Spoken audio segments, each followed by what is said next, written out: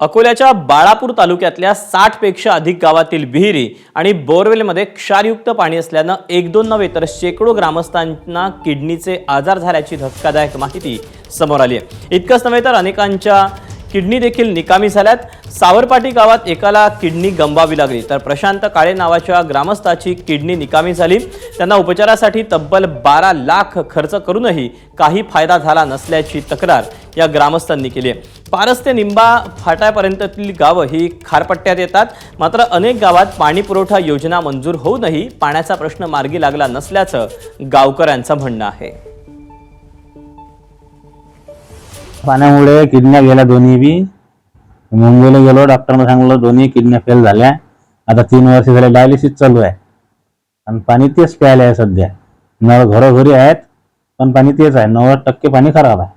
आमच्या गावात खूप पेशंट झालेले आहेत, किडनीचे आहेत, पॅरालिसचे आहेत। फक्त पाण्यामुळेच सांगतात। लहान लेकरांचं सांगितलं की डॉक्टरकडे गेले, संडास लागली की पाण्यामुळेच होऊन राहिले। आता पाणी राहिलंच नाही, पाण्याचा वीज झालेला आहे या गावात। एबीपी माझा, उघडा डोळे बघा नीट।